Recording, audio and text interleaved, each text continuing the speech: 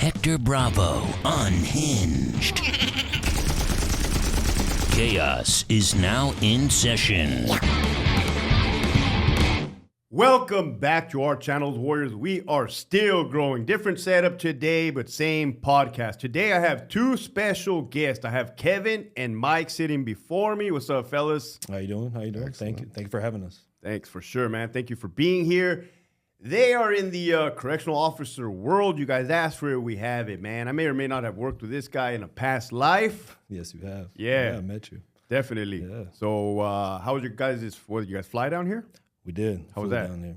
Really quick. It's not that long of a flight. 45 minutes, an hour? Yeah, it was about an hour. Flight got delayed a couple hours because of the fog. You guys get random fog, so Cool. got delayed, but it's all right. We're So here. are you guys co-workers? We are. Yes. We are. We used to work together for a couple of years. Yeah. Work in the same building together. Really? Yeah, work together. So what year did you join the department? I joined in 2015. 2015, you? 2016. 2016, man. Young buck. Oh, you're still young. Both of you guys are young, man. 38. Oh. Nah, it's a pleasure having you guys here, and we chopped it up a little bit beforehand, and I like you guys where your head is at, you know, your aspirations, your dreams, man, because I'm sure you guys can agree, people get bogged down in that career field, True. Yeah. right? Oh, yeah, absolutely, man. There's a lot of pressure on us. Where do you think that pressure derives from? Oh, boy, this defund the police was the biggest now. I could feel it in the department. Just everywhere you go, it's almost, I want to tell people that I work for the state and nothing else. I don't Right. want to tell them exactly what I do. Yeah. When I started the academy, one of the instructors was saying, "Hey, don't tell anybody where you work at." Right. He's like, you know what I tell people where I work? And this is one of the instructors from the academy. He goes, I thought about that for a second. I said, sounds You know, part of that is to security reasons, right? We don't Yeah. want people to know where we work or can come back. Speaking of security, you guys own your own business now. We do. Correct? We Business do. partners. And what's the name of your guys' business? It's consulting, so it's Vigilant Home Consultants. Vigilant Home. Because you guys have a website? Yeah. What's the website? VigilantHomeConsultants.com. Sweet, man. And what do you guys do? What services do you guys offer? We have the unique ability, all of us, that we've worked with a population that have been convicted and they did crimes that everybody in the neighborhood doesn't want to be a part of. So how do you have the threat landscape of your home? How do you protect yourself and your family inside of the home and when you're out in public? What should you be looking for? And who are the people that the criminals are going after? Do you look like you're paying attention or not? And that's the biggest thing. If your head is in the game, then you know what you're doing. Yeah, the reason why I thought this would be a good idea is I have 10 years private security background, and I feel like I have a lot to offer as far as giving back to the people, to the community, and teaching, you know, these private businesses owners, these residential owners, right, whatever, how to protect your home, right? I've heard too many cases of people having their homes broken into. My personal relatives had their homes broken into. My house was broken into before. And it all comes down to that, you know, coming from a correctional background, that correctional awareness Right. plays a lot into it as well, right? So, you know, teaching people, hey, don't leave your car and be aware of your surroundings. You know, maybe you should invest a little bit about insecurity. And that's kind of where we come in, and we want to teach people and explain to them, hey, how important it is to know your surroundings and consult them in protecting their home, their family, and businesses. So how to be a hard target versus a soft target. Exactly. Getting into the mindset of a criminal, looking Absolutely. at easy entry points. And Absolutely. You mentioned you did private security beforehand, I have, yeah, before I joined the and you were department. prior Army? I was MP, that's right. MP, man. Pogue. Yeah, you showed me, dude. You showed me your tattoo of your I got a blank blank fire. adapter, bro. Just show the camera that, man. That'd be kind of So cool. I have a blank fire adapter. I like it. I like it. So you guys are no strangers to criminals, criminality, danger, violence, and all the above, Oh, man. no, man. We worked around hardest criminals in, you know, the whole state has to offer. Definitely. So, you know, you hear from their perspective as well, right? You're around these criminals all day long. You hear what they say, how they, why they did what they did, you know what I mean? how they ended up in prison. So Right. We hear it all day long. And how they choose their victims. How they choose their victims. Right. I mean, would you exactly. agree they're probably not going to go after the biggest, baddest dude in an Right. attempt to victimize them? And the underlining is the manipulation. Who's going to get taken advantage of easy? It's almost like you can pick them out of a crowd. Anybody who's on their phone, not paying attention, they have their valuables just right in their hand, just ready for somebody to take it and run off. Yeah. Speaking about the phone, right? I don't want to jump around too much, but it almost seems like we are. You brought up the phone. I know we were talking about generational, ages. Right. It almost seems like these younger kids now are on their cell phone all day long. Right. Oblivious. And you try to talk to these youngsters, Yeah. explain to them, hey, pay attention. In your opinion, do you think people are oblivious because they haven't experienced or been victim of violence? I think it's also mass media, the legacy media. They haven't been telling what was happening. In the 80s, we used to know about the cocaine cowboys, how many arrests there are. It seems like you have to almost dig to find what's in the news and really happening. You have to have the apps that are telling you daily, hey, there was a shooting in your city. It's just, you have to take the time to look for it. If not, you have blinders on and you just don't see it. I never really put that much thought into it, but you're absolutely correct, man. If you listen to mainstream media, you would think, whatever they put out, and it's propaganda. It's the news Woke. right before a commercial that's FISA and then goes on from there. Damn, man. As in your employment, how difficult is it to work with individuals that do not have the proper mindset for their environment? It's quite complex, but when you take as an authority or an expert in your position, I like to take it by the numbers, each step, and tell these youngsters what's going on. If you know what building you're in, then hey, you can make a proper radio call. If your radio is on the right channel, then you are still in the fight. If you can effectively communicate, not with saying, control, this is Kevin, and I have be advised, under advisement. It's a 5-minute process to get it out when it should be you, this is me, I need help. Yeah. And then everybody's already running to you. Yeah. I teach alarm response. Do you? Yeah, I do. Alarm teach response instructor? Yes. That's what's up, man. I didn't even know that. No, I love that job. I was too, but that was a cool fucking course, yeah. No, we went to. Okay. My academy. Yeah, it's a good course. It was, man. It was good. Learned a lot. Great group of guys. So what you were saying is preparation, man. Preparation. Know what building you're in beforehand. Know what channel you are on your radio. Know where you're working. What your post number is. Yeah. That way, when shit hits the fan, you're just reciting what you've already been rehearsing in your brain. Right. And it's just someone to take them under the wing, under the guns, man, and tell them, hey, if you listen to what's happening, if you're aware, you're 10 times more effective than playing catch up. If you're watching it happen in front of you, then you're able to see what's going to happen. Let's go more into detail about that, dude. Because I hear what you're saying, and I know what you're saying, but for these youngsters, man, you probably think some guys are more seasonal or experienced or solid and that's because they have rehearsed everything that's about to happen, right? So you're right. You're not playing catch up. It's like back in the day when the OGs used to be like, hey, man, there's a 2-on-1 stabbing right there. Let me hear the radio call you're going to make. Right, running scenarios. We used to run scenarios. Oh yeah, back in the day. Doesn't happen anymore, man. It doesn't happen anymore. Those are the old days, I guess. Oh yeah. Were you in when we had the shadow program? Yes. I think they've made the right decision with, hey, give me a shadow for 1 month and let me train. I explained to him, hey, put your hand where the radio is, because it's Lieutenant Colonel Grossman. He's got 2 books. One's on combat, one's on killing. And he says some really great things that are so simple you can't put it into words. You're never going to rise to the occasion. You just always fall back on your lowest level of training. The what if game. If I walk into a building, I'm thinking, this is building 7, this is building 7, Facts. this is building 7. If I'm on Bravo Yard, I'm going to change my radio to be Bravo Yard's channel so I can hear what's going on. So basically, if you're an S&E on Delta Yard and you have to go run some paperwork to AdSec on B Yard, you're right. You're going to be proactive and change your radio to Bravo just in case you see a staff assault. I mean, fuck, that's really what matters. Right. Staff assaults. Yeah. And you're able to get on that radio. Yeah. And even though it broadcasts over central control, you want everybody else to be able to hear you on that yard immediately. I just want my partner to be the most important person that's next to me because they're the ones that are going to help me out. Absolutely. We got a long way to go, man, but it's a work in progress. Right. I have hope. As do I. I agree, man. I think this is where training and teaching people. Unfortunately, this is what it's going to take to bring people to light. Yeah. Or get them trained up or exposed to the knowledge. Right. Absolutely. One day at a time.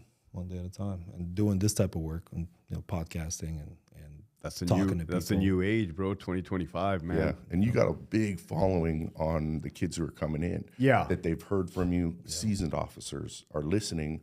And what we just want to promote mostly is that it's us that are handling it. I want to be responsible for my partner. If my partner isn't trained enough, I don't want to blame anybody else. I just want to say, hey, this is me that's failing.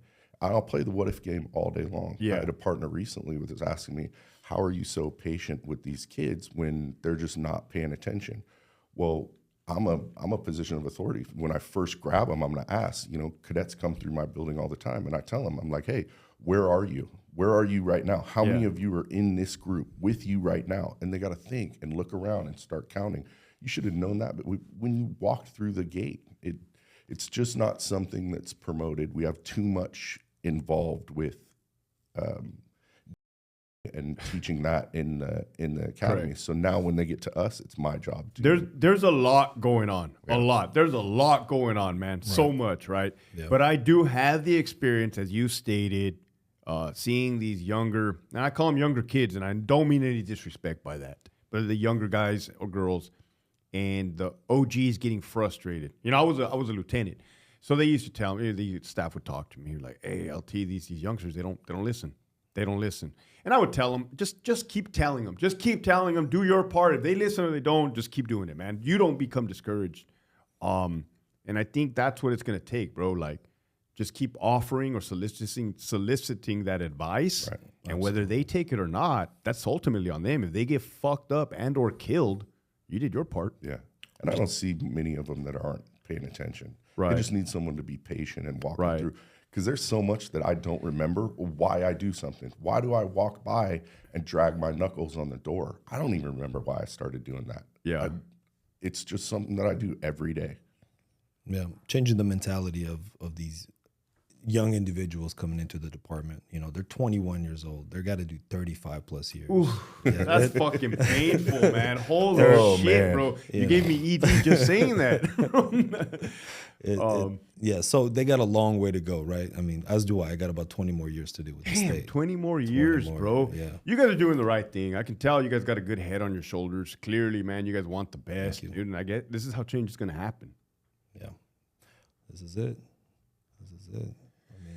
So when and let's talk about the younger generation and teaching them. I was T for T as well, and they teach us the whiff them. Yep. What's in it for me? Right. So when your child says, "Well, but why, Dad? But why? But why?" You got to tell them the why. Right. Beforehand. This is why we're about to do what we're gonna do, and it's just communicating. Yeah. The important of what's in it for me is that. It was lockup. I think it was a while ago. I went through a transitional academy from the youth authority to the adult side, and we saw one of the guys that was on lockup. Oh man, way back in the day, he was stabbed in the head, and so you could see the blood running down his face. And my partner wanted to go up and meet that guy real bad because of what he said in lockup. I'm never going to visit my partner in the hospital with flowers. I'm going to be in that room in the bed next to him because what happens to me happens to my partner. Facts. I know where my partner is all the time, and that what if game just back at it. Facts. No, I was going to say until something happens, what we see in alarm response and everything else, you could probably attest to that. Until something really happens to one of us, one of our partners, then people start really paying attention. But why do we have to wait until something happens? Let's be a little more proactive in this, And I observe that a lot, dude. Every time there would be a stabbing, Donovan, or staff assault, a real bad staff assault or a stabbing on staff, I used to observe the staff and, see their emotions. Oh, they're angry. Oh, they want to go do cell searches. Yeah. Oh, let's be on point. And I used to watch it, and then complacency. A couple days pass by, and back to square one. They just get complacent all over again. Yeah. And I used to watch that routine over and over. But if you always have it in your forefront, hey, we can get fucked up at any time. It kind of keeps you alive. Yeah.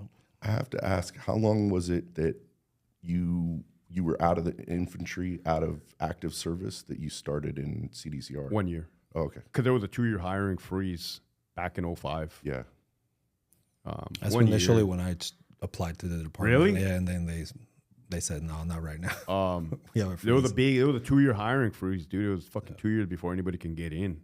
Yeah. And was I mentally prepared? I was not in the right state of mind, bro. I had the right heart, you know what I mean? Like had the right heart, but I had a lot of unresolved issues when I first became a CO. Right. Untreated PTSD, untreated alcoholism, young, 22. Yeah. What did we know at that age, right? No, you're right. And as we even dive into this topic, these young kids, I mean, they got their own issues, right? Anxiety, fucking probably fear of public speaking. The communication skills are non-existent.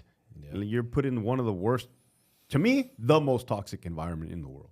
I agree. I feel like I agree. No, 100% agree, man. I feel like I've been prepared because in 2008, I started in the Army correction system, and I was training 18-year-old kids how to be prison guards alongside of how to buy a car, how to do your own laundry, how to tie your shoes. It seems like I'm just falling in the same path. Let me ask you guys this.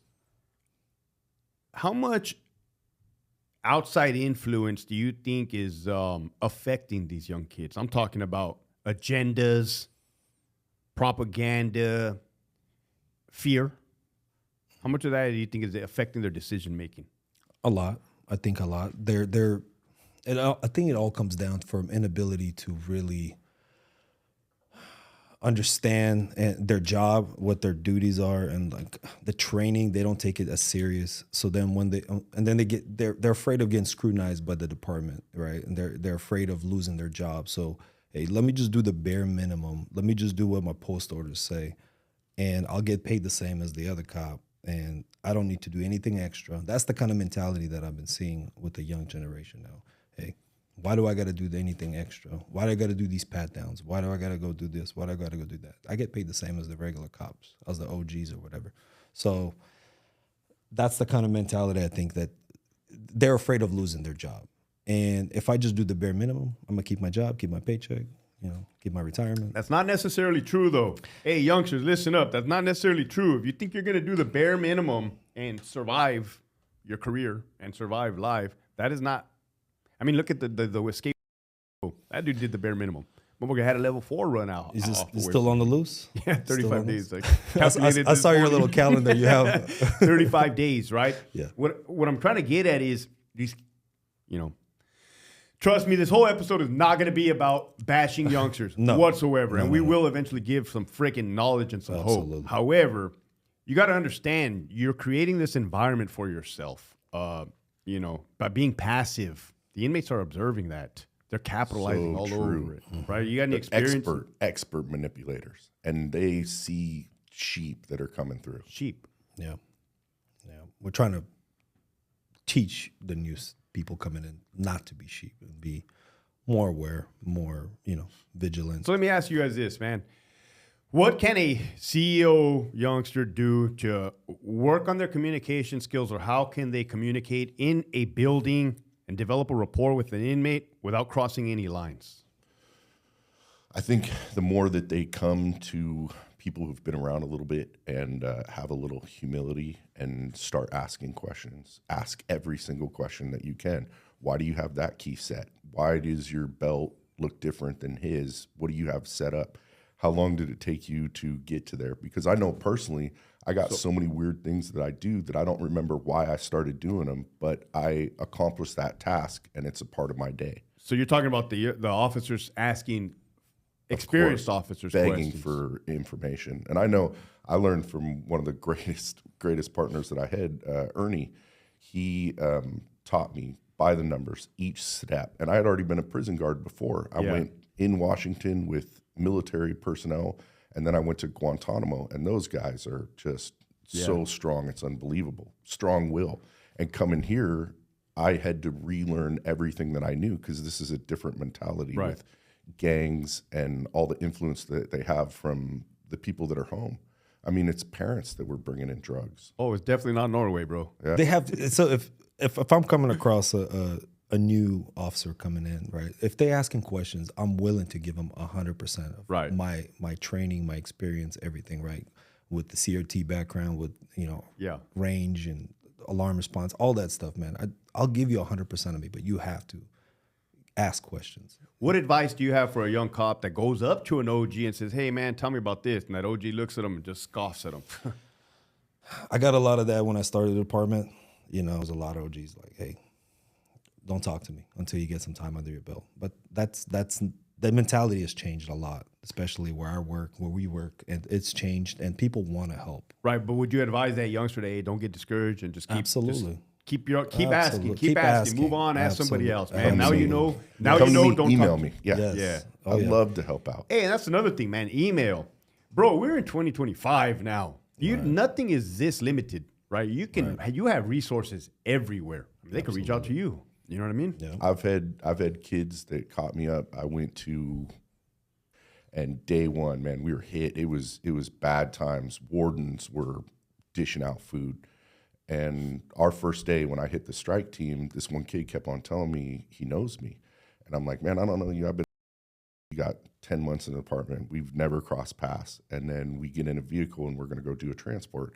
He says, oh, well, when I was a cadet, I came to you when we were at So I remember you because I started yelling at him. No one knew what the count was in the group. I know how many partners I have. I know where they are at all times. Right. If I hear the key shaking or something, I'm gonna pay attention to where they are because that's the most important person.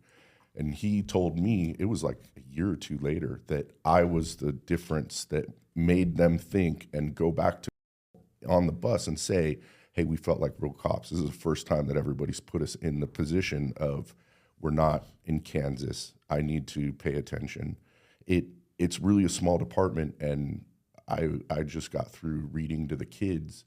I went to a school and read to the kids on my own. I mean, I wanted to do something for the community, and people hit me up on email throughout the whole state. I forget where everybody goes. You forget who you've worked with. Mm-hmm. How dangerous is that environment? Putting aside all the shit that I yell on my YouTube channel, putting aside what they publish on their website, putting aside the reality, how dangerous is it to work in a correctional setting?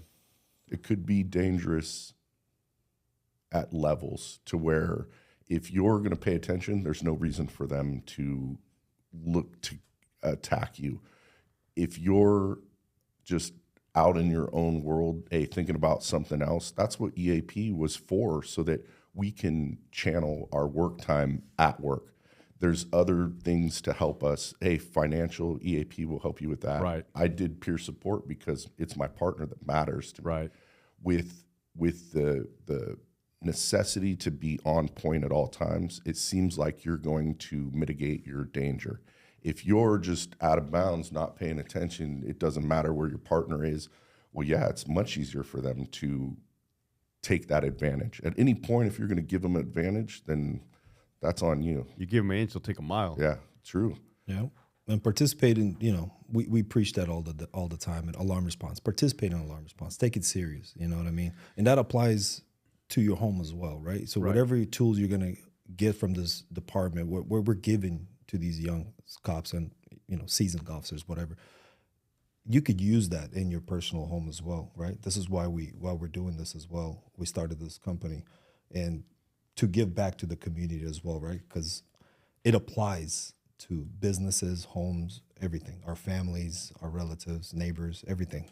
So, and you guys brought up a good point. EAP, families, now have the beauty of hindsight now, dude. And I can see you're right. There's the stressors of being a correctional officer, dude. You have to worry about the stresses while you're at work. Your home stresses. What's your wife doing? Is she upset, right? Is she going to leave you? What about the kids? How are the kids doing? Right. Your supervisors, are they going to burn me?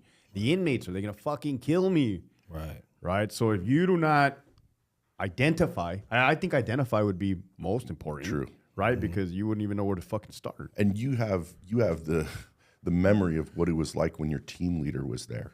That you started out, 18 in the infantry? 17. And then you had someone that was responsible for you. You went from your home to the team leader, and they knew your spiritual, your fundamental, your finances, everything. And you got to do a counseling once a month. That's what I remember about the soldiers that I trained and led. That was the honor for me to have the people that, hey, they're the ones who are most important to me. And I wanted to take it into this job, the same thing. Yeah. I don't think that us as OGs are picking up that problem. Hey, I want to know everything about your life. Let me know. If in the parking lot we don't like each other, that's totally cool. But at work, I want you to be trained and efficient in your job. Well, realistically, it's not the job of a correctional officer to do that to their partner. That's the job of a supervisor. Right. Right. And that's what also lacks in many law enforcement agencies. The short tenure that they have in the department, being sergeants, lieutenants, captains. They're definitely tenure, the fuck ain't asking the COs, hey, man, how's your family? How's your finances? Right? It's more like, hey, why the fuck did you take those handcuffs home? Why didn't you do this? Why didn't you do that? And just adding fuel to that fire. But it falls on us as, just as officers as well. Man, we're both officers. So putting too much pressure on the supervisors to do all that. I think it takes a collective. It takes everyone to bring each other up. And we do that. You see that amongst the peers, right? We all bring each other up. I don't need to potlucks, right? We're doing that now. We got bullshitting, right? Shooting the shit. Exactly. Our union's been really good. They provided us some Blackstones, so now we have Blackstones on the yard. So now we get to do the food sharing events, and we get to have better camaraderie amongst each other and bring each other up. When you promoted up, did you feel like I was going to take it from what I learned in the military? Well, right before I promoted, a good sergeant told me, hey, your staff will make you or break you. They'll either make you shine or look like shit. Right. It all how you treat them. And I held on to that. But other than that, I subconsciously brought in everything that my former Army leaders, I just copied their fucking style. Right, exactly. And their style is just embedded in me. You know what I mean? Ultimately, just being a good person. Yeah. Right? Oh, yeah. And, one thing I noticed as a supervisor is to not burn out your all-stars, not burn out your MVPs. And going back to these youngsters that are just not giving a fuck and doing the bare minimum, they're not realizing that they're burning out the OGs, right? I resigned because I couldn't fucking stomach it anymore. Right. And a lot of people are retiring because they can't take it another damn day in the department. Joining different departments. Laddering over. Going to different departments. Yeah. It's in some crazy times right now. It is. I've heard that the department's 80% under 10 years, and that the 20% that makes it up is wardens, CC3s, CC2, CC1, sergeants, lieutenants, captains, associate wardens. All that position is in the top 20% that's ready to retire. It's everyone with almost 10 years and under that's going to run it here pretty quick. Oh, it's been like that. But you're right. We're at that point now. Yeah. Right. But this has been in the making. Because you came in right after the hiring freeze in, what did you say, 2006? 06. Yeah. But it's a big department. You don't have to get burned out. It's so much you can do. Like, right? We talked about it, right? You want to do something else, go do something else, right? Join CRT, be alarm response, do a range, do whatever you want. Just do something that is outside of, sometimes your comfort zone. You got to get out your comfort zone. But I'll tell you where the department went wrong from my perspective is the favoritism and hiring non-qualified individuals for certain positions, nepotism, et cetera, et cetera. Yeah, that happens in every workforce. However, it almost kind of plagued the department. Yeah. And I always saw it in the Army as the fast pace that, hey, if you can run a 13-minute 2-mile, guess what? You're a sergeant now. I couldn't run a 13-minute 2-mile specifically.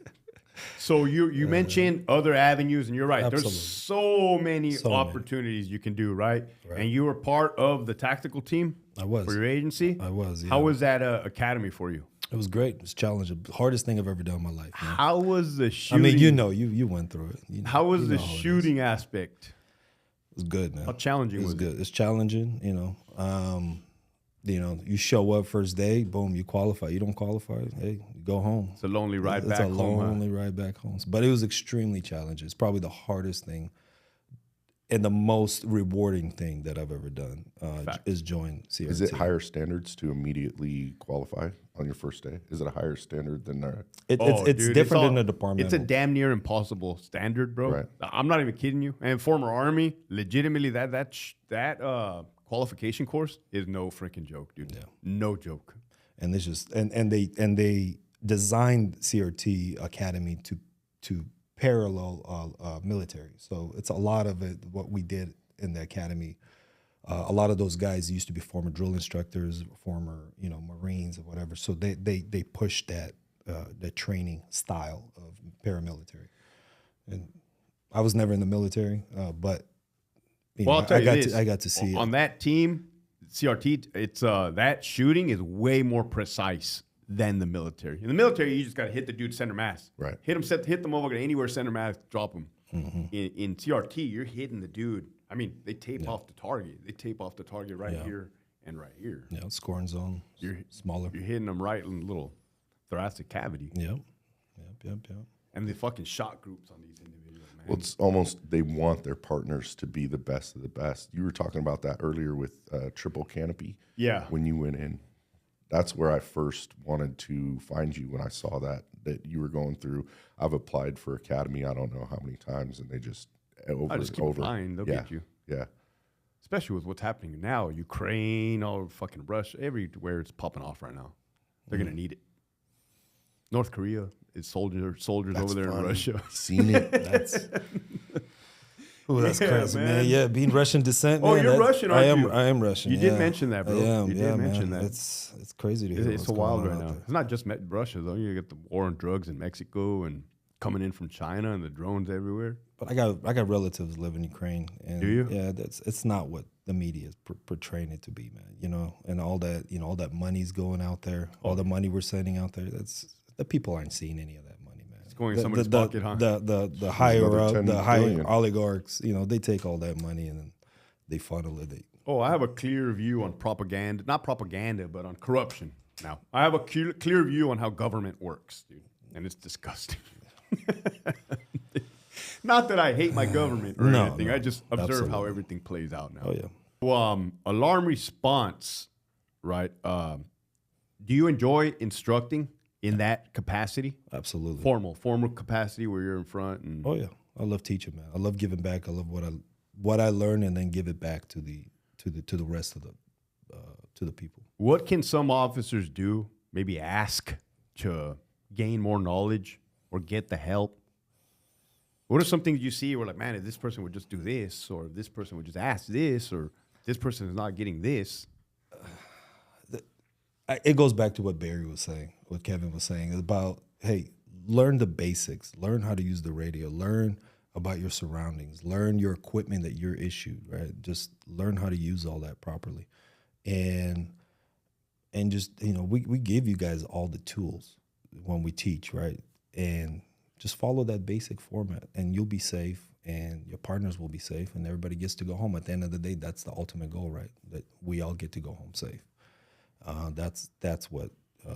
That's why I do what I do. And that's what I love doing. The ultimate goal is make sure everybody goes home safe That's and that it. the inmates stay incarcerated. That's it, right? man. And don't take off fucking Don't running. take it running. That's a sore subject right now. Well, I mean, it's fucking corrections 101. You know what I mean? Like, that's it. Yeah. And I used to break this down to my staff. I mean, when I see you guys, you guys carry yourselves like supervisors. I say, I only care about 3 things in this order: your safety, make sure you don't get fired, and make sure you don't get me fired in the process. Other than that, I don't care what comes down the pipeline, whatever. But I only care about these 3 things. Right. Absolutely. And if you can break it down to the necessity, then mitigating the danger, it's an easy process from that. If those are the questions that you're putting through your head, hey, can I release right now? Can I do this? No matter what the radio is telling you. Let me ask you this, and do not give any details at all. But have you guys ever seen or been in a position where you're asked to do something that violates policy from a superior? I've been in a position where they're not properly reading the documents that are given that keep our safety. And when they don't know what it is, they're just moving as quickly as they can, what they've seen happen before. They don't have the experience to say, why am I creating this problem? What do I need to do to make sure that everybody's safe? Right. Without that knowledge, the foundation of what am I doing, why am I doing it, what's going to be the outcome is not a straight path. If you're clearing a code before you know where all your staff is, you're the problem. And why does it have to go so quickly? We're just responding to what happened. We don't need to quickly push it forward and move back into what regular program is. How much does rushing back to resume program, how much issues can that cause? That gives everyone the opportunity for that little crack in the concrete, that's where the weeds grow up at. If you see that on a constant basis to where you've learned, hey, once everything's done, it's done. We got this guy over to TT8, no problem. Hey, he's up off the yard. Now it's a resume. Well, you got 15 dudes who all don't have chemicals. Now, just what's on my belt is not useful. I'm useful. I'm out of the fight. It seems like we've just lost the path for someone to say, and I know in the military, hey, I check up all the time. I don't have to check down every time, because if my leadership isn't listening to me, they're like, yep, it's me that's fucked up. I'm the one that's making the mistake at that point. Yep, I better turn and look. I better make sure that everything's going good, and I want the assistance from everyone around. I just don't see like that's the path that everybody's going on.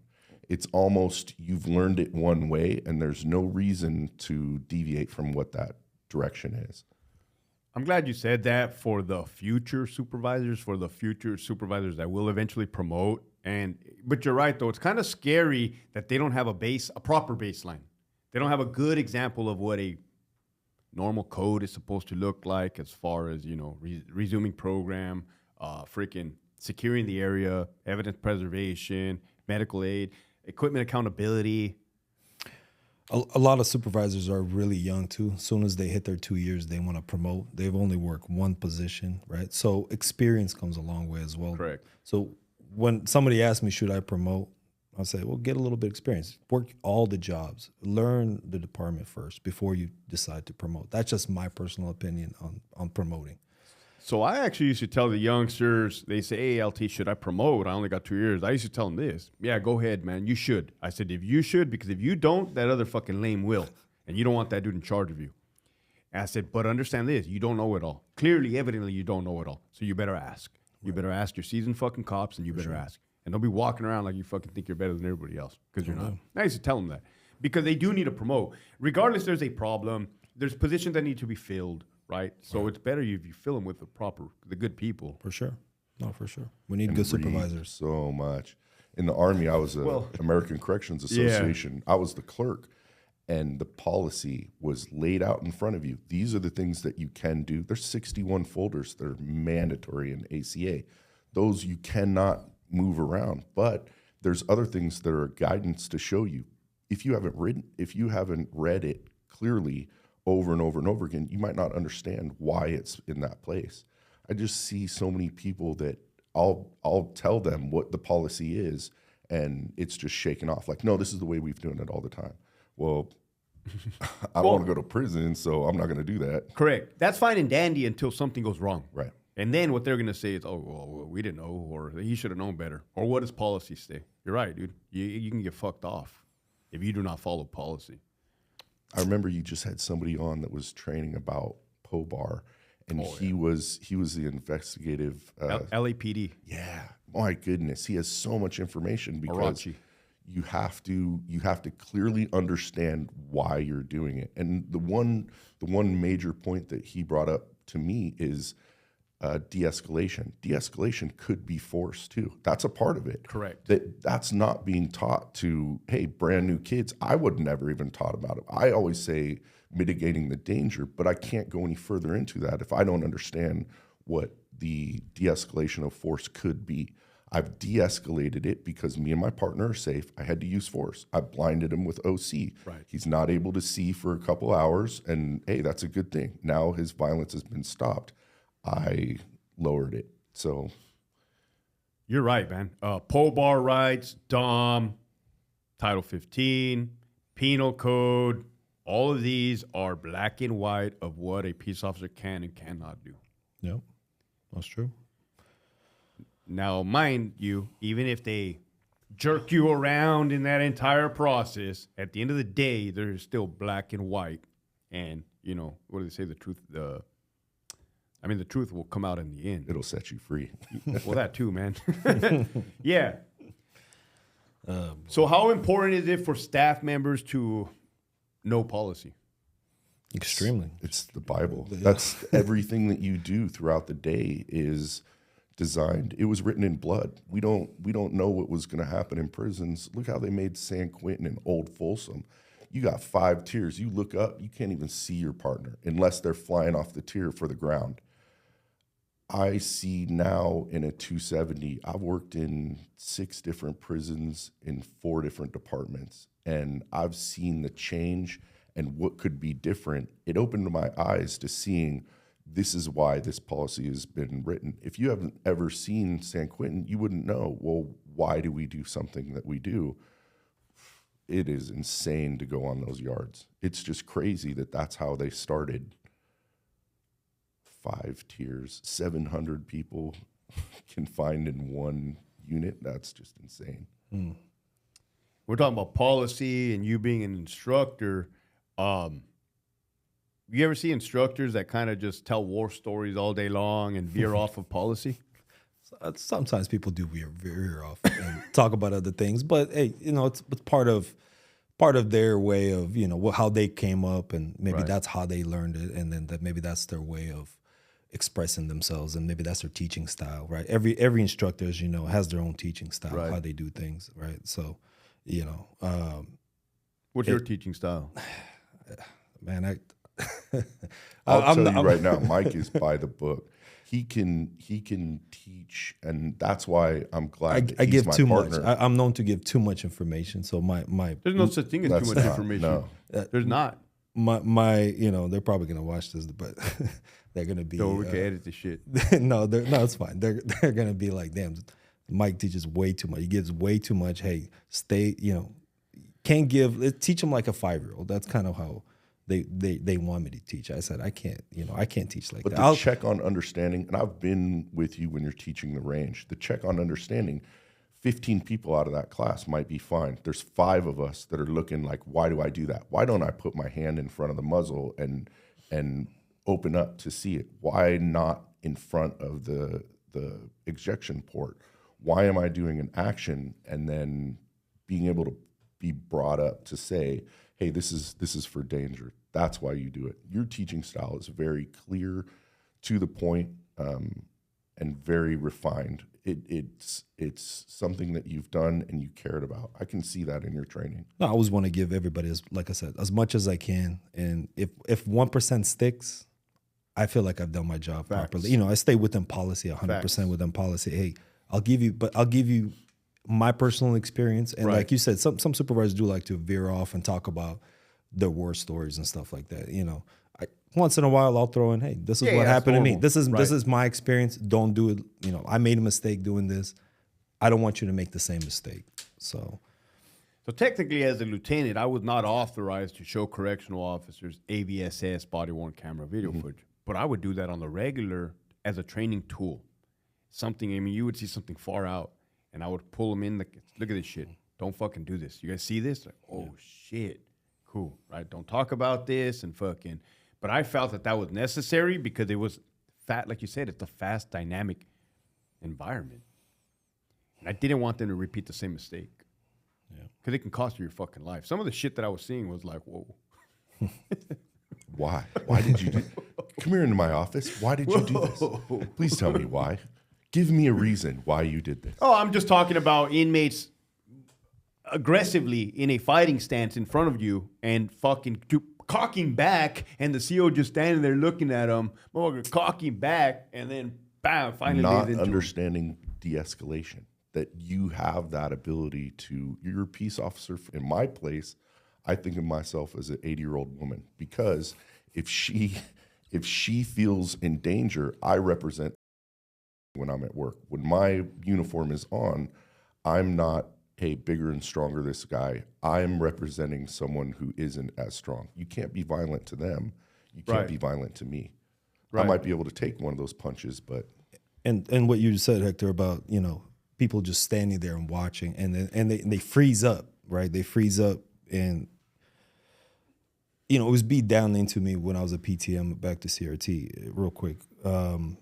Do something, right? Do something. That's what was ingrained into us, right? When we were going Make a through decision. Make a decision within policy. Make a decision. Correct. Do something. Don't just stand there. If somebody's already doing something, go find something else to do. Go Find work. Find work. Period. Just find work, and that's kind of how my back to the teaching style and what we want to help people at work as well, right?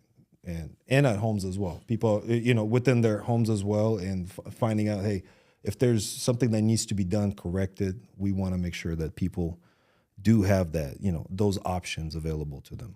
So now that we've beat the shit down of the youngsters, man, let's talk about some proactive ways that they can get better. What about physical fitness? You're fit as fuck, bro. Physical fitness and maybe some martial arts. You too, by the way, physical fitness and or martial arts. Do you think that would be beneficial for correctional officers? Absolutely, man. That's everything. You the got to Brazilian start. jiu-jitsu especially. Jiu-jitsu? When you have the ability to be calm in the fight and not overpower the person, but put yourself in a position to effectively take them out of the fight. That your positioning is better than them, faster than them, and you know what you're doing. There's not a lot of inmates that know Brazilian Jiu-Jitsu. No. And me, I don't have any martial arts background, but I like to lift some weights once in a while. But You've never boxed or did any? nothing. Dude. You got to Not- get in on that, bro. Step up your game a little bit, man. I do. It's but fun. It just mixes up the monotony, for sure. I think that's the word. Yeah. The boredom. Correct. Yeah. No. So you just lift? Yeah, and- just lift some weights and just Stay in shape. Stay in shape. That's so important these days, man. This job will beat you down, man. It will, working 16-hour shifts, back to backs, doing overtime, 10 plus overtimes a month. It's gonna take a toll on your health, man. As you guys know. Let's talk about the cortisol levels. And you asked me about TRT earlier. You asked me about testosterone. My first levels were 200 2 years ago when I got tested, bro. Right. That's extremely fucking low. That's And I felt it, right? I just didn't realize, put two and two together, that I had low fucking testosterone.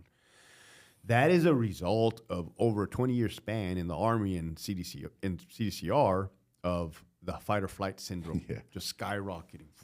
That's really lined out in on combat with Lieutenant Colonel Grossman. He says, when we're up here all day long, that you go under norms to where nothing matters in the house. If somebody steps in front of the TV, he used it as an example, you just look around them. Right. You're not even aware of your surroundings at that point. It's all the dopamine flooding, the adrenaline, and like that raising the cortisol levels. Like that will fuck your world up.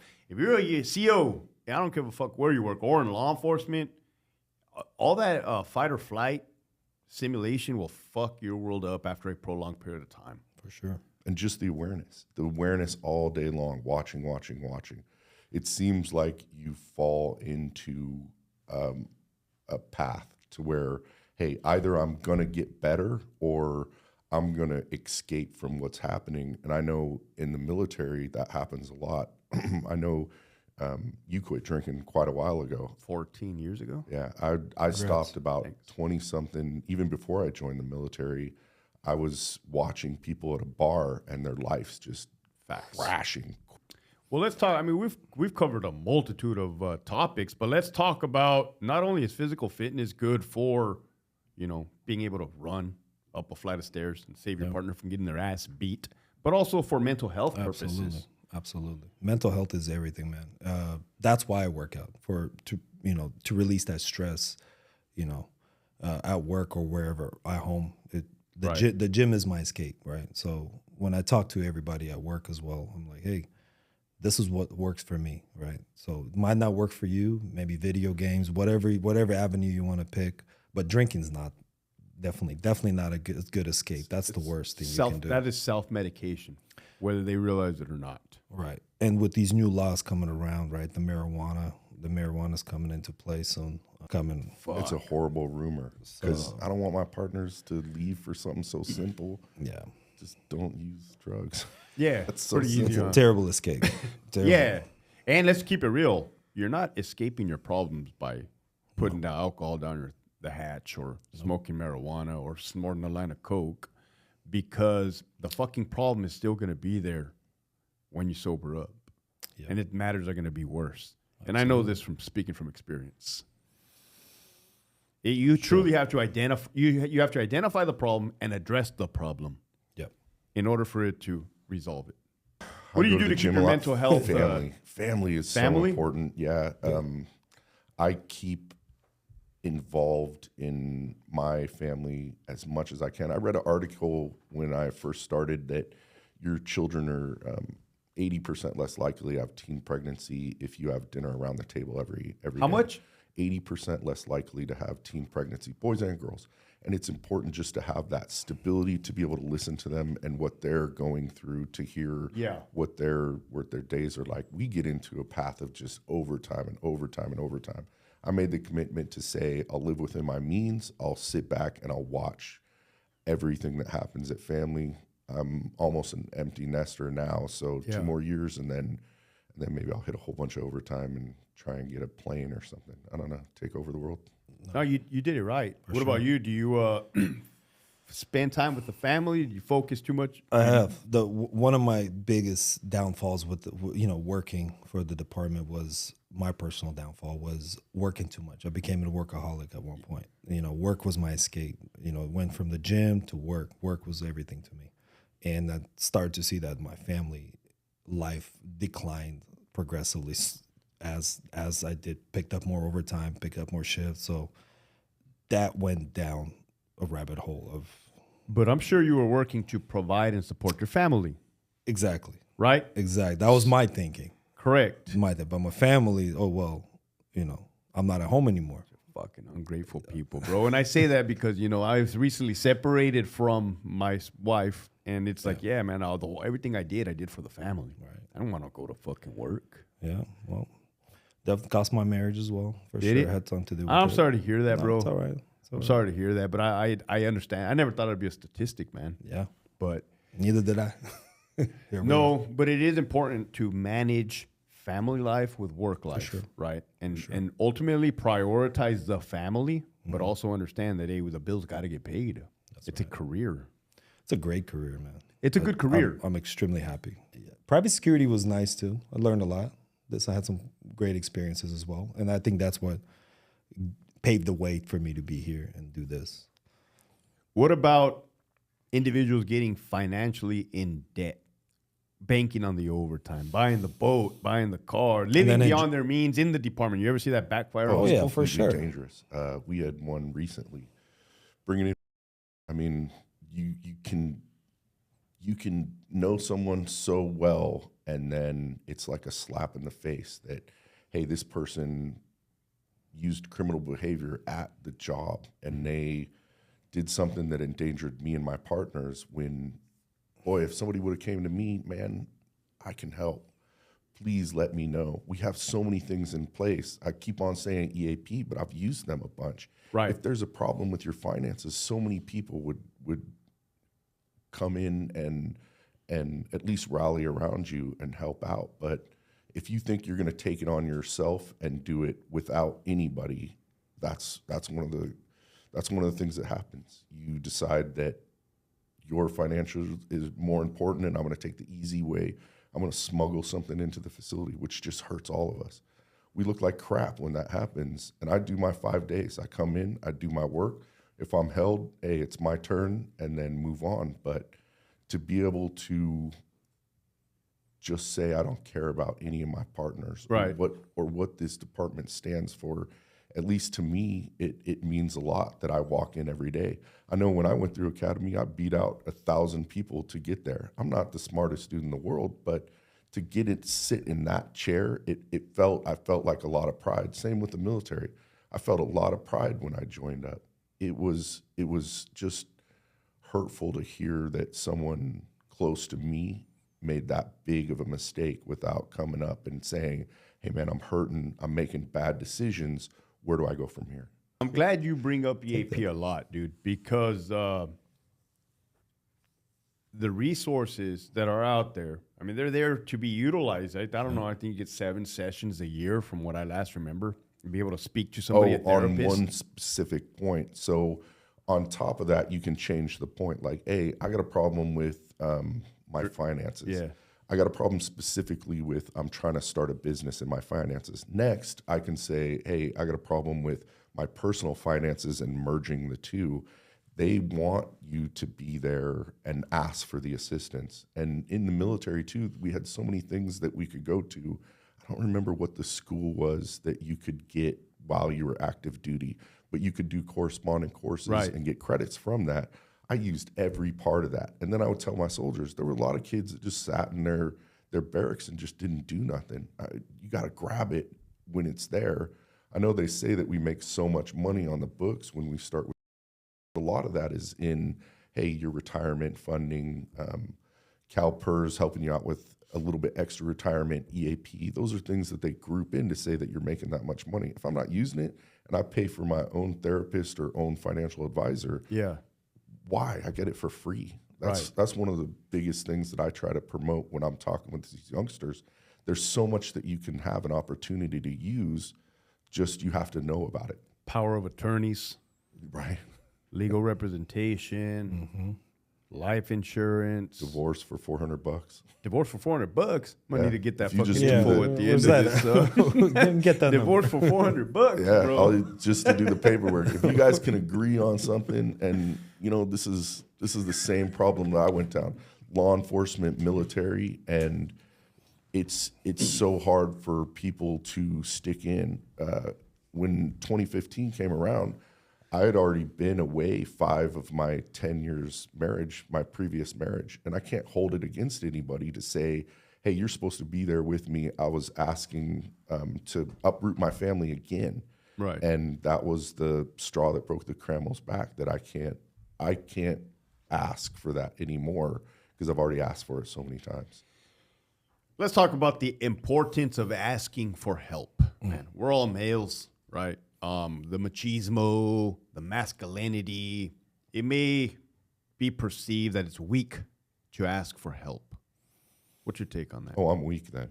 I ask nonstop. That's good, bro. I don't care because there's so many people that are there to help me. Right. My biggest thing, I started talking to Mike about the crazy idea that I had for consulting, and without him backing me on it and saying, I have some insight with it. If we move it this direction, and we spent days just really developing an idea of what we wanted to go through, and that's where Vigilant Home came from. If we didn't have the conversations, me asking him for help, if I thought that I could do it myself without my partner there, I would have been on step 1, just in my mind thinking, I can't do this. Why would I even try? It's Mike's enthusiasm that really showed me, hey, it can be done. It's okay to ask for help, man. It's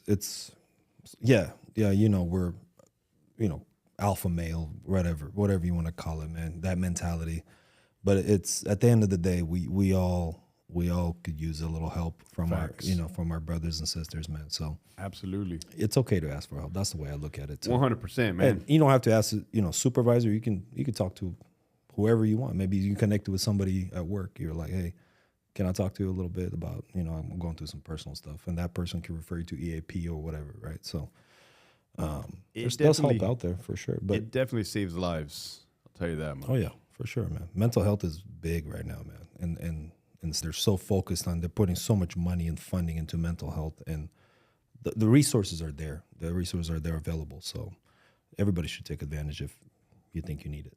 So one thing that I realize right now that I'm talking to both of you is that you guys are able to do this entrepreneurship endeavor of starting your own business, right, and launching it because your foundation is so solid, because you're physically fit, because your finances were in order, because you prioritize your family, right? A lot of people think that business people or rich people, oh, they were just born rich or they, fuck no. You're putting in the fucking hard work behind the scenes.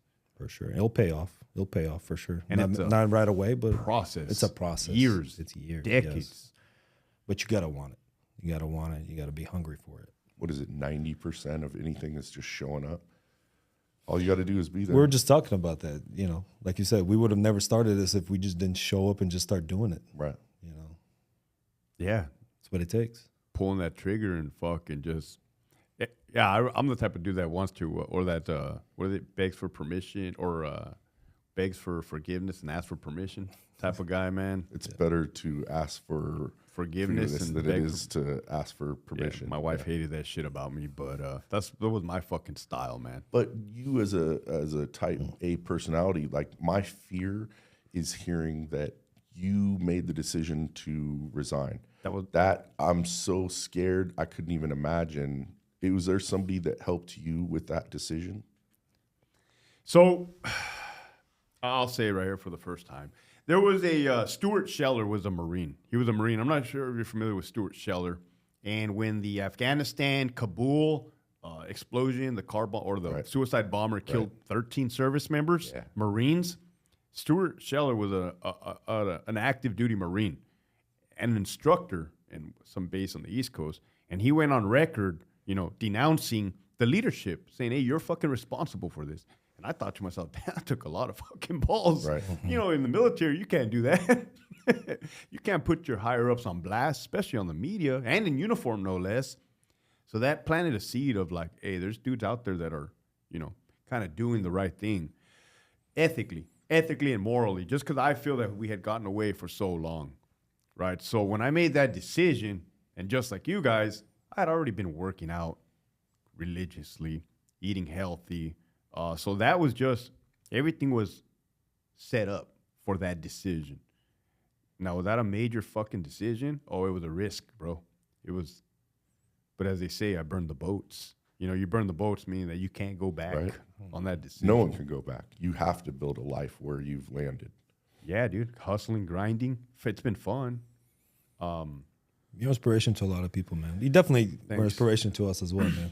There's a lot of things that hold people back from leaving the department or leaving its, health insurance. You realize I just got on my laptop the other day and just went to fucking Blue Shield and just signed up for insurance on my own. Right. Like, I don't even think people know. I didn't know I could do that. Right. Yeah. Yeah, you can get insurance on your own. Dental insurance, vision, like. Mm-hmm. It's expensive, but yeah. I mean, it's not even that expensive, to be honest with you, bro. No, it's not. Like, I think literally I'm paying $50 for fucking what I got going on. Right. Wow. That's pretty cheap. And if you're healthy, I know Tucker Carlson has had Carrie Means on, and she's really big in explaining what the food that we eat has to do with our body. They're talking about Alzheimer's and dementia is diabetes 3. So if you don't have the right diet, then you're just putting poison into your body, and you're having those insulin spikes all day long, up and down and up and down. Yeah. To where you can't fix that problem. Later on, they're giving you Ozempic is for the weight loss drug. It's just too much to go on. Your body's failing. Diabetes, erectile dysfunction. That's my running joke, bro, in case you guys haven't caught that. Resigning from the department, man, that was a major decision. And when I ask of people, my viewers, I don't ask you guys to do major decisions. You don't have to do life, but I do preach, hey, just be fucking nice to the next person. Don't be a fucking asshole. Don't be a piece of shit. Don't be a scumbag. It's kind of simple. In my mind, it's simple, man. I don't know I'm getting the point across. No, it is. sure. It is. Oh, we've had a lot of conversations about your podcast and what it means to us that if you do air your dirty laundry, at least everybody knows what's happening. It's really helpful to all of us to start the conversation. Hey, this is a problem that we have, but I can't turn and not see the problem. I have to be a part of it. The transparency. Even inmates have podcasts. I mean, So I learned that from two separate reasons. One, the military. You know, the military does after action reports. Exactly. And you got to pick apart where shit went wrong so that doesn't fucking happen again.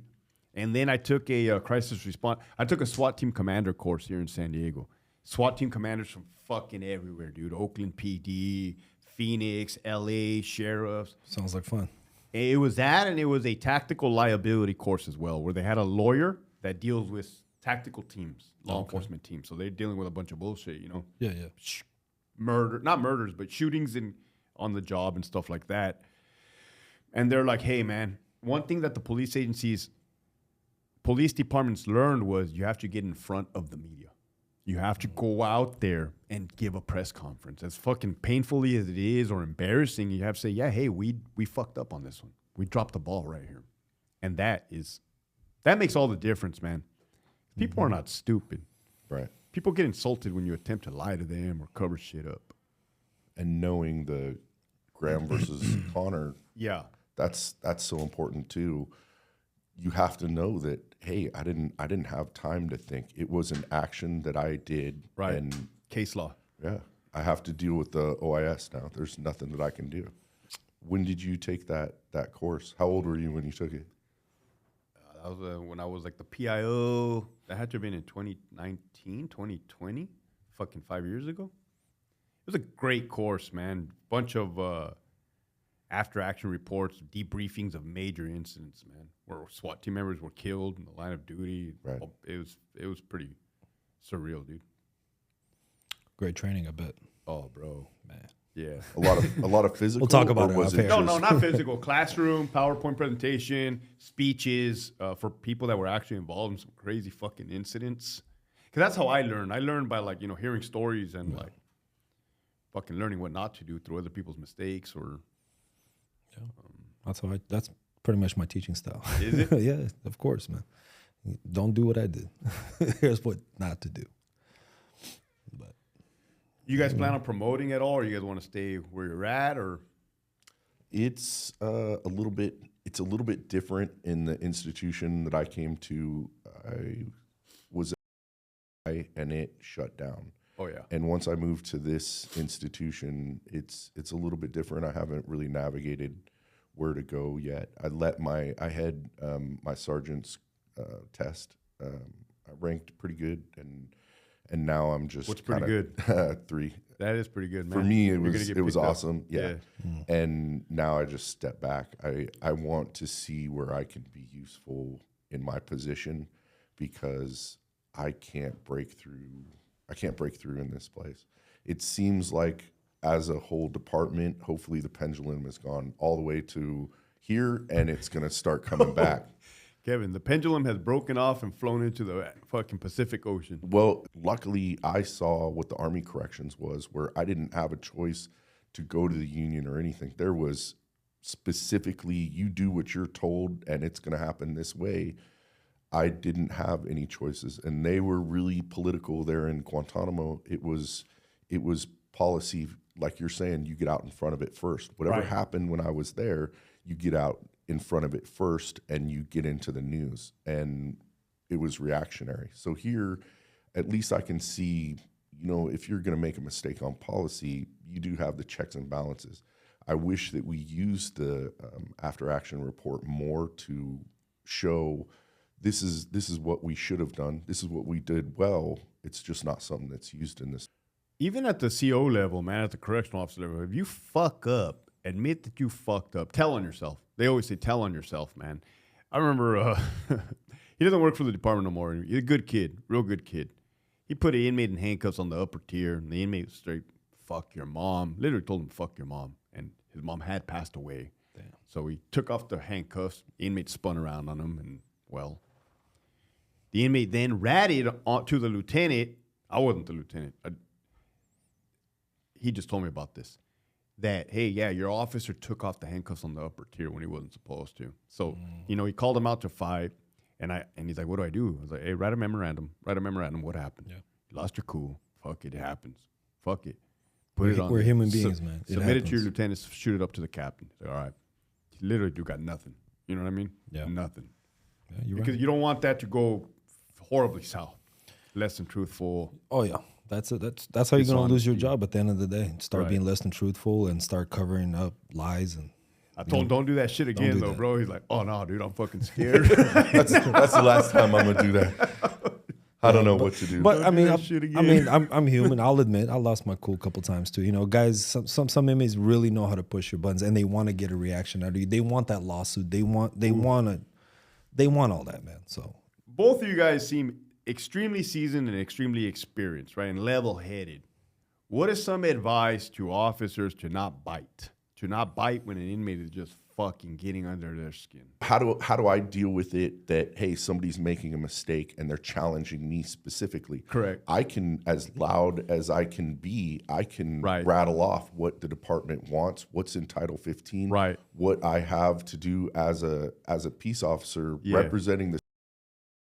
Now everybody hears what's happening. Right. Most people in a unit, most of the population, the incarcerated, they want to bring everything to the lowest level. They want it to be real calm. Hey, the CO's not looking at what we're doing. It's all in the shadows. If you bring it out into the open, Yeah. oh, that's all bad news. Now he's looking bad at setting me off to do crazy things. I mean, Psychological warfare, yeah, bro. and I don't mind getting as loud as I have to. Yeah. just stop and think, man. Just Right. take a breather. Sometimes maybe your partner, hopefully your partner's next to you.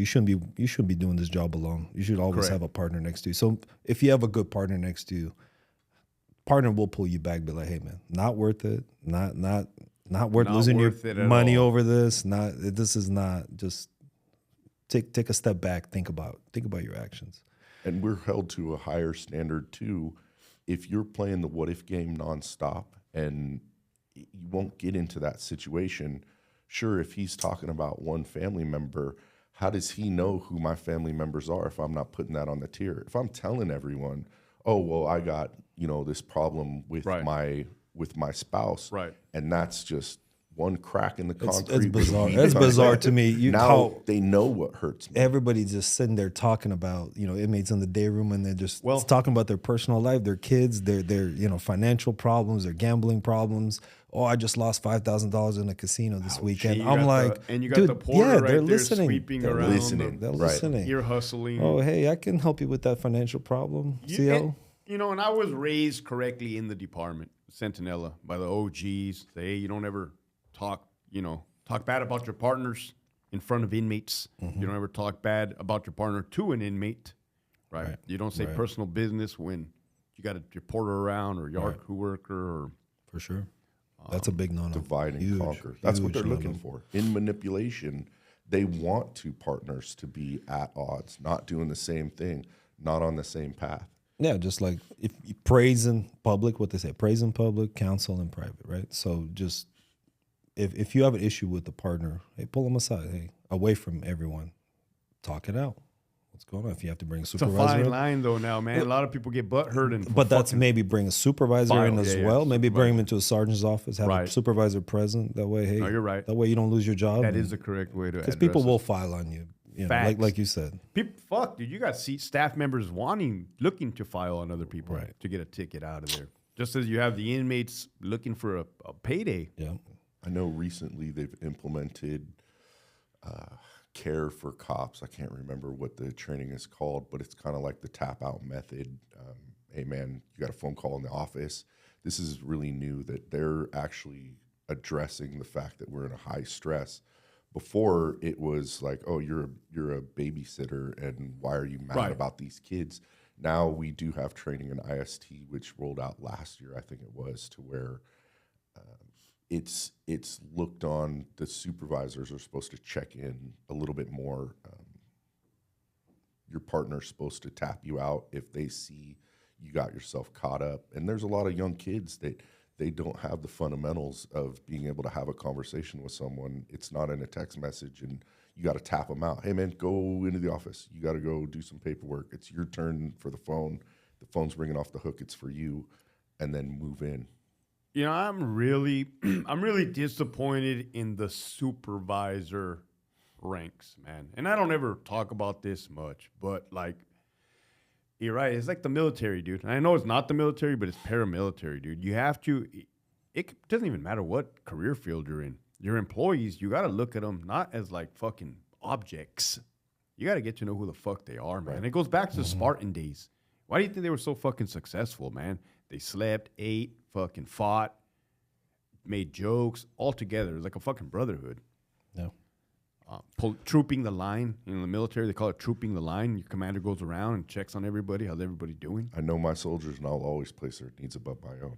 It's the motto that we took. Now it's almost like that's missing in the supervisor sergeant ranks, where you're not going out to go see the soldiers. You're not your officers. You're not going out and investing in what they're doing. No, because you're getting trained at the Sergeant Academy, transgender pronouns. You're getting trained staff disciplinary, union bullshit. You're getting trained in everything other. And I get it to a certain degree, right? But it's missing that. It's missing the human element to it. That fucking system will chew you up and spit you out, man. I think I was really blessed by being in the military before this, Right. because it's so important what your job duties are, morality. Like, hey, I'm responsible for these guys that are with me. That was really my honor, was to train and lead soldiers. I was so lucky to be able to do that. Well, how bad would you feel if your mistake or your downfall caused somebody else to get hurt or killed? That's crazy. I don't know. I always say to my partners, we'll be sharing a hospital room. Right.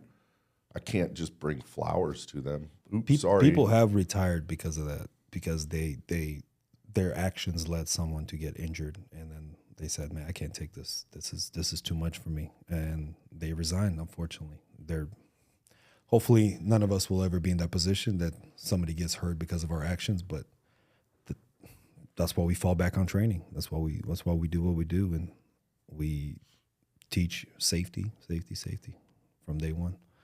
So that never happens. Let's talk about the training. The training that's allotted. What do you get? You get 1 week out of a year, Monday through Friday. Well, how many hours is it? I changed it now. Yeah, Monday just through Thursday, 40 10-hour hours. days now. 40-hour training. Yeah. 40-hour block training. Oh, yeah. For a correctional peace officer. You get to go over one.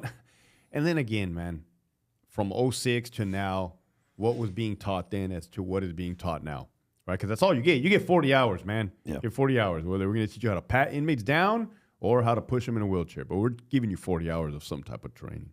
Right. Do you think 40 hours is enough?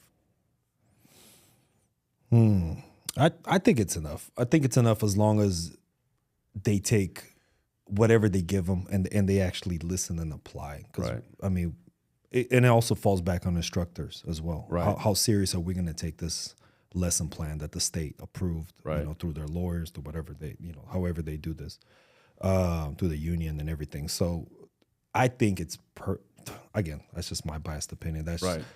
I think it's great, and I think it gives the officers a lot of tools to be safe on the job and to do this job effectively and accomplish the department's mission. Right? Would it Nothing benefit them to do training on their own or gain knowledge and insight or do stuff that'll benefit them in the job on their own time? Absolutely. I mean, that's Such as maybe going to a fucking gun range Yeah. and going with buying an instructor, you know what I mean? Shit like that. For sure. Dry firing in the pad. For sure, man. I teach this all the time too. I say, hey, how long you have to do in this department? This is one of the questions I asked. Oh, you got 30 years to do. Okay.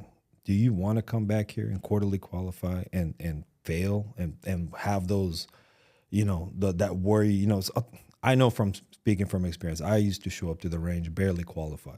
I taught myself how to shoot. Like you just said, took that personal time to go to the range, talk to some CERT guys, right? Talk to CRT members like, hey, man, if you have time, can you teach me how to shoot Right. on your off time? So I put in that time. I forced myself to learn because I didn't want to come back and get those, that sick feeling to your stomach. Like, man, am I going to qualify today or not? Am I going to do this or not? Yeah. To get away from that, that's all the people have to do is just put in that extra time on your own time, or maybe just listen to instructions that people giving you. And I see that which you've designed here is almost another ability for all of us to, hey, stop and think, to learn from the other people that you're bringing up. And it's a lot of law enforcement now that are teaching such great things. Right. In the Army, we had hip pocket training to where, hey, if I had soldiers that are on a downtime, you're not going to sleep. You're going to listen to what I have to say. React to fire. What are we going to do in this situation? And there's always a book for it. There's a FM for every single thing that you're doing. Right. You're definitely hip pocket training. I haven't heard that shit in a while, bro. Yeah. Hey, you know what? I still got in my calendar book, I still got something that I can pull out and refer to. Right. That whenever these kids come around, you just give them 5-10 minutes, give them some inspiration to think about. I know that this podcast specifically, though, is in the format of, hey, what can we do to make it better? What can we do to train and lead?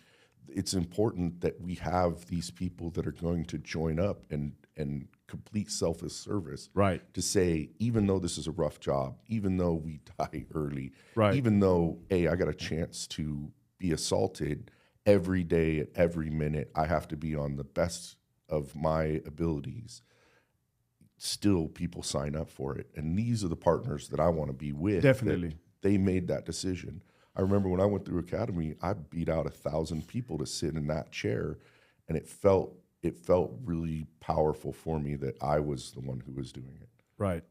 No, I appreciate that. And, you know, this podcast is a work in progress. It's fairly new, getting the guests on board and, you know, having these conversations. But I believe this is the start. This is the start of change. For sure. For sure. Not to sound cliche. No. But we're giving individuals a place to come and gain knowledge. Or at least listen to fucking stories at the bare minimum. Yeah. They got to take something from it. Yeah, because you also have a lot. You're involved in a documentary coming up pretty quick also. Grunt. Yeah. February 1st. Looking forward to it. Can't wait. Yeah.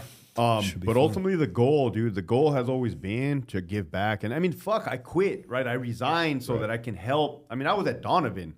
Now I have the world looking. Somebody, Spain, New Zealand, Australia, the UK. So basically just giving a bigger platform to speak and have the opportunity to bring guests like you guys on, man. Yeah, because no one would know. It's so weird when you sit around and you're speaking. I know I take enough vacations because I can pay for them. Right. And it'll be me and my wife, and we're sitting around, and everybody goes through, hey, what do you do? I'm a teacher. I'm in this. And then I try to say, oh, I'm part of the state.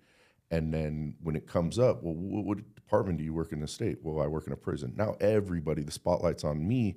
They're so curious because there's no time that anybody has really broke it down. This is what I do on a daily basis. This is what it looks like. Lockup was a big one. That was one of the first ones that you got to come in and see. In the 90s, early 2000s, lockup, MSNBC lockup. Yeah, and just piggyback what you said, anytime I bring up firearms, everybody's like, oh man, teach me how to shoot. Oh, I want to know, firearms, know, everybody comes out of like you said, everybody just comes out like, hey, you're a firearm instructor? Can you like teach Glock? me a little bit? I like the Glock. I love the Glock, bro, and I did not prior to the department.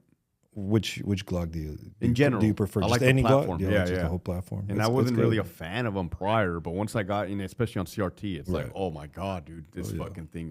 It's like an AK-47 of handguns. My first gun was a Glock. It's gonna work. Glock No matter 35. what, it's gonna work. Yeah, it works. Pull the fucking trigger.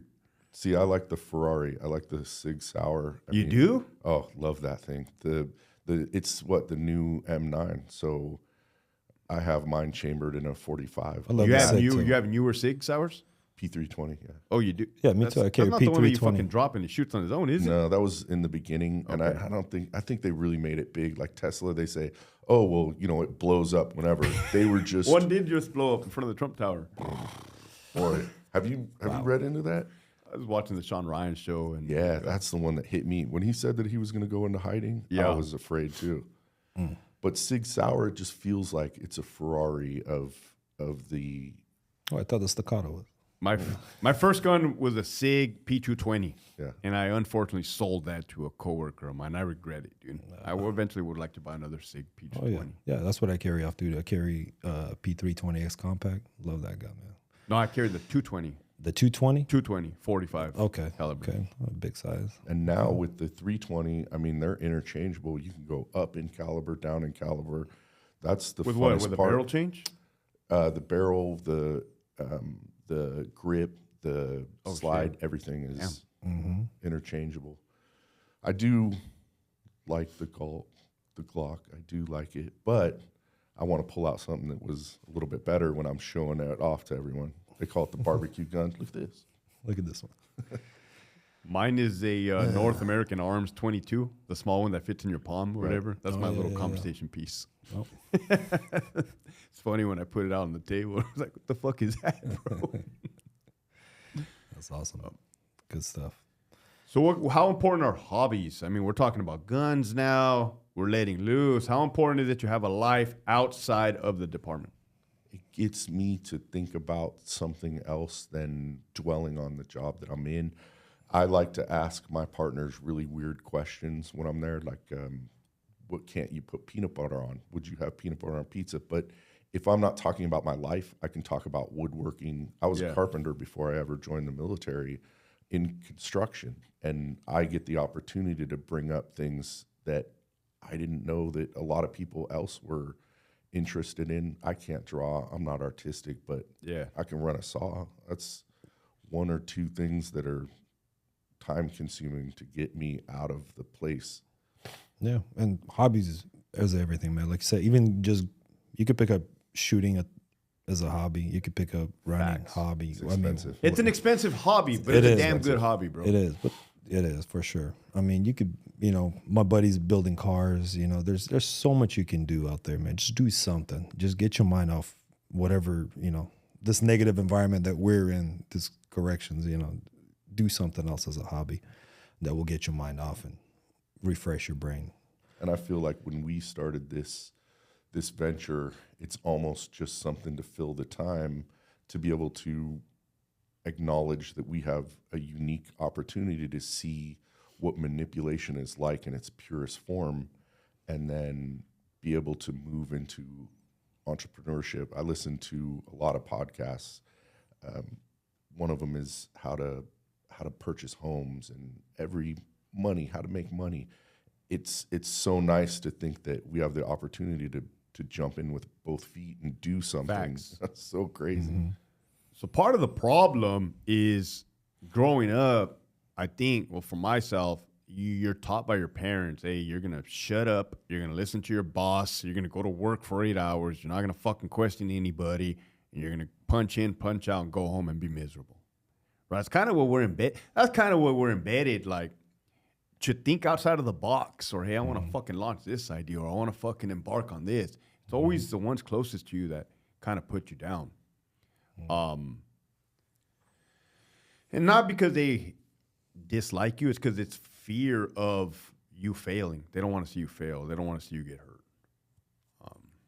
To become an entrepreneur is a huge jump. I've really been listening to Richard Kiyosaki and his Rich Dad Poor Dad. Right. I mean, that model. Yeah, you got to jump in and do something. You gotta be the one that takes control of your own future. And, it's not just necessarily creating a product like a Tesla car. Now it's services like consulting like you guys do. If you are skilled in a particular skill set, you can sell that service to other individuals that are willing to learn. That's right. And have a good time doing it too. I mean, this is what we love to do. This is our passion, right? There's something, like you said, back to the hobby. This is our hobby in a way, you know, among other hobbies. But this is one of the things that we both like to do and both like to help people out there. And I really don't want any of this experience to go to waste because I have so much in my mind from the military, that the hip pocket training that we did so much, the NCO creed. Sometimes I'll catch myself saying it on the way to work. I'm like, I'll never need that again. I'm never going to go to a board again. Why do I keep on thinking about it?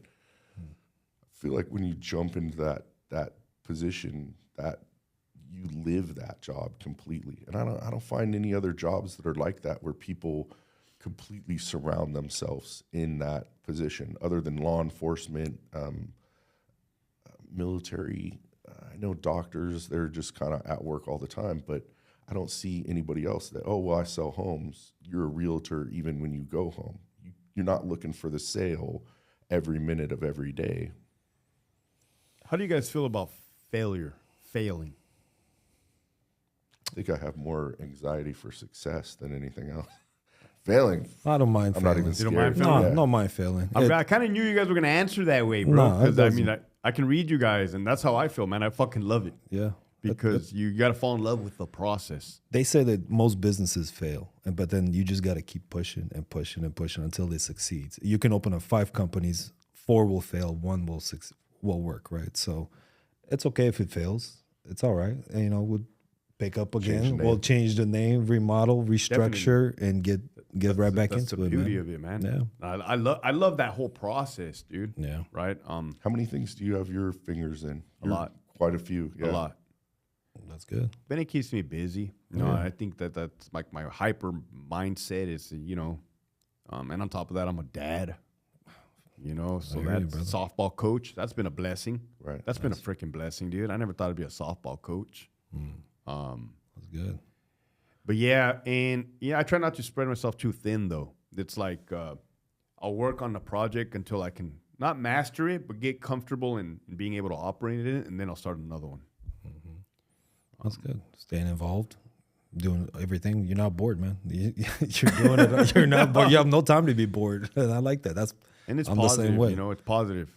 I'm very selfless these days where I want to help other individuals. Nice. Right on. Good deal, bro. Do you guys plan on staying local or branching out with your company? What do you guys foresee in We that? talked about that. It seems like this model is untapped yet. Right. I really looked into it to think, boy, somebody's got a thought of this before. Somebody had this on their mind to be able to teach people, but I see it's a path that no one has taken yet.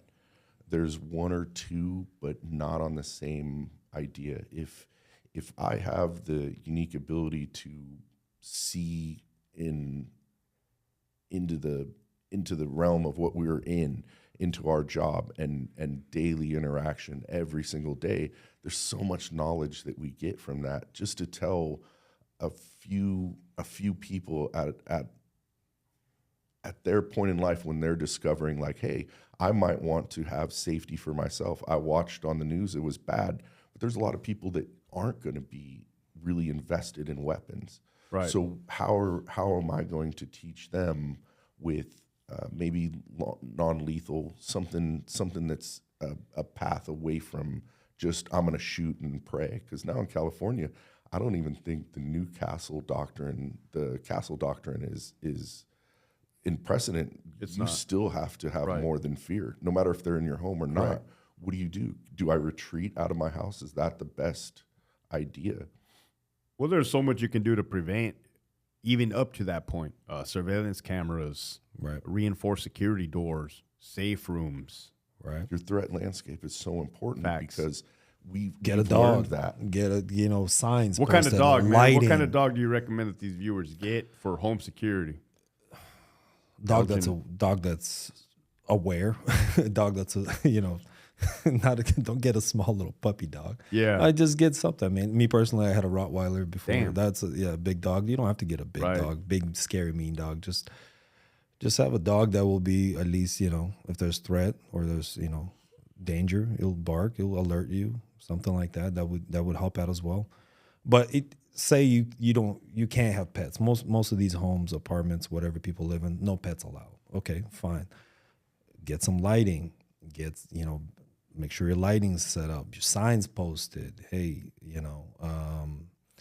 it's the locks are you got good locks on your doors, your fences, whatever, right? There's a lot of barricade tools too, which has opened my eyes recently.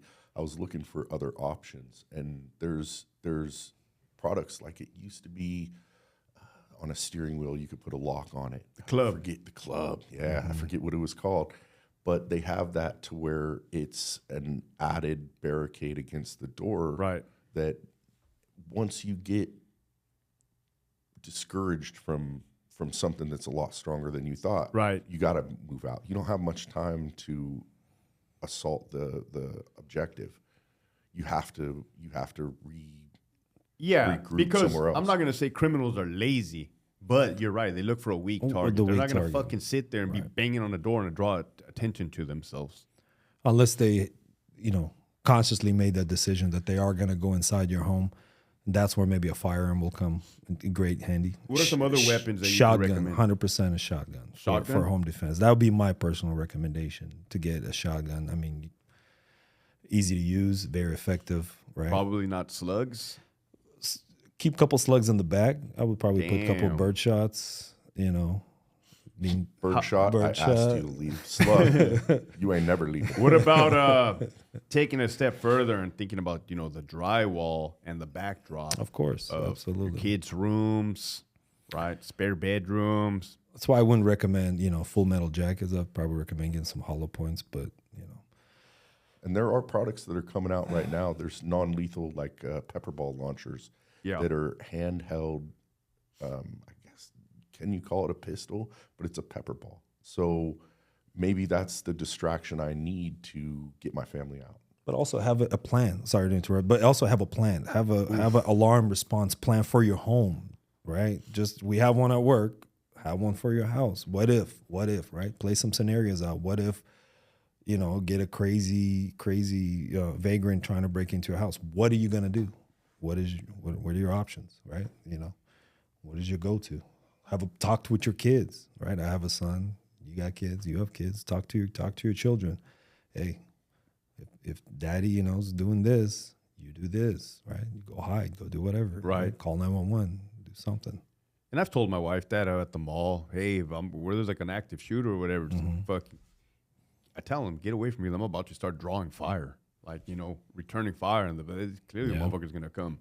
I don't need you standing right here. And it all depends on the situation. Right, of course. Right? If I can get the fuck out of there, I'm getting the fuck out Right. of there. That on is to protect I'm you getting and the your fuck family. out of there. Right. You're not Superman. Correct. Right. That was big on combat with the Lieutenant Colonel Grossman. He was talking about, if you're armed, you're the one that's bringing a weapon into it. Any conversation that you have, there's a weapon involved. When I'm out with my family, they're usually walking a little bit ahead of me, and they know my word is get away. If I'm going to say get away, there's no question. There's nothing. They might even go make a phone call. Hey, this is what Kevin's wearing. He's an off-duty peace officer who is armed, and he needed to get away from the family. I don't know why yet. Because if somebody's going to see me and I notice them, they have no idea who my family is. Right. All they're going to see is me. I'm the threat. I'm the danger. If I leave them, then I bring the danger towards me. I never thought about that before when I was reading his books. I never even considered that. Dude, we're so much alike, bro. Because prior to having our daughter, my wife and I used to travel Europe, all over the freaking place. And it's sketchy. Being out in the world is fucking sketchy, man. There's sketchy characters. And it was my PTSD and my anxiety and my ability to perceive threats, or we made up a code word as well. I can't really remember it now, but it was, when I say it, it's a get up and go. Same shit, right? And I just don't want them to address me to say, hey, where are you going? Why are you leaving? Hey, what's going on? Now you're attaching yourself to me. So the reason we came up with this code word is because we were in New York one time. Fucking can't remember. 2012, ball dropping in 2012.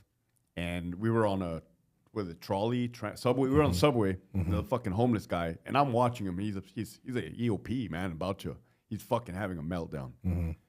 And I tell my wife, "Hey, get up and walk over there." She's like, "What? Why? Why? Why? This motherfucker's coming more irate." Hey, get up now and walk over. What? Oh, dude, this motherfucker got up in my fit. Oh, dude, I was pissed. I took out my anger on my wife. I said, the next time I tell you to get the fuck up, you get the fuck up. Like, I literally foresaw that happening. But, and that's not fair to my wife because she's a civilian. And They don't think like that. Yes, it's not. I've addressed this so many times to where I'm talking with people and they have no idea what reality is like. That, you're a victim just walking around. You have your head in your phone, no attention whatsoever about your surroundings. It feels like almost it was a necessity for me to scan. I started as a bouncer before I was ever in the military, and I could almost see what was happening in a large crowd of people. Right. You can watch those fights happen in between two guys. once they get and look at each other, it's almost like, I know the future now. They're going to be the ones that are fighting.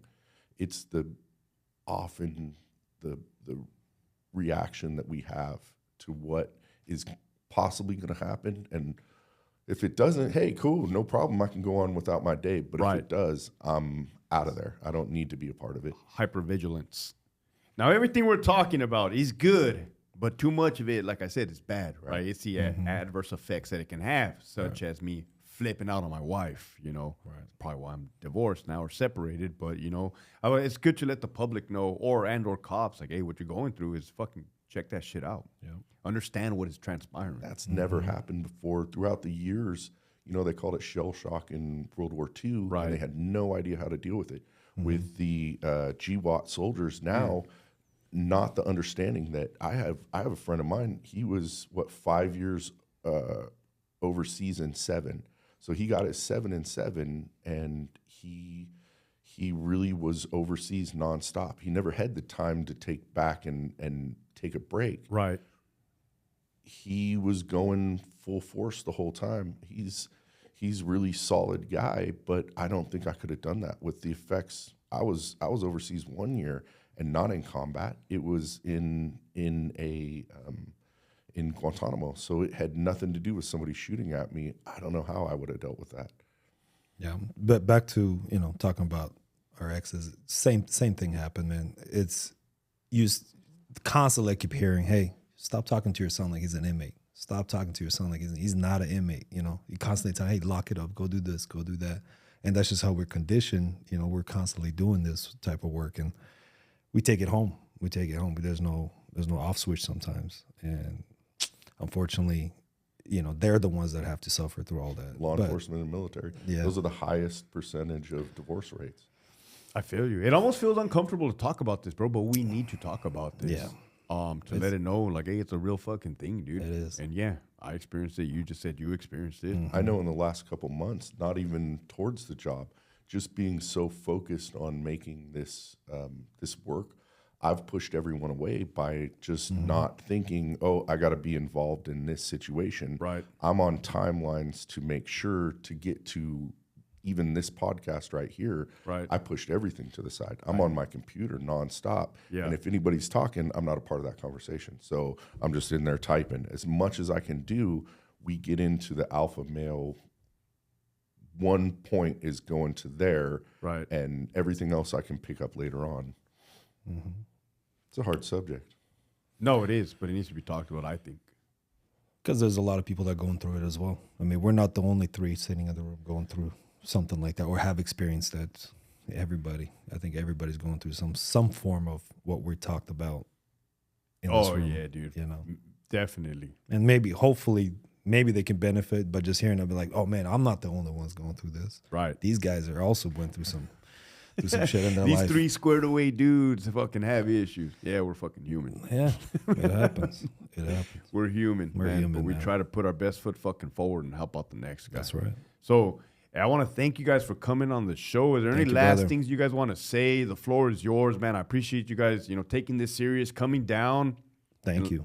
No, you, like I said, you've been a big inspiration to us, man. Thank you. And you know, we appreciate you giving us the time to come out here. Absolutely. Talk Anytime, about our dude. business And where you're saying take it seriously, I think a lot of people, you haven't seen yet how much you're influencing a lot of what we're doing. The change that you're making is really profound. Wow. I'm really proud to be on your podcast and have Likewise. the ability to be a part of this. Yes, sir. Thanks, dude. Because what you're doing is just we don't see that anywhere. I mean, this was an awesome opportunity, and really appreciate it. Appreciate you guys. Yeah, man. Thank you. Cool. If you guys ever want to come back, we'll set that up for sure. I know you love San In Diego. San Diego, dude. yeah. Come out to Sacramento. Once we hopefully get our setup going too, we'll have a Hell yeah, podcast. bro. Maybe come visit us in Sac. Absolutely. Yeah, Cool. for sure. Well, Thank there you guys have it, folks. Another banger, man. You guys have been asking for it. We're all about helping other people here by sharing our experience, strength, and hope. If you like what you saw, make sure you hit that subscribe button. Love you guys. Keep pushing forward. Unhinged mind, Hector's legend engraved. Living life raw, never been tamed. From the hood to the pen, truth and tales pen. Hector Bravo unhinged, story never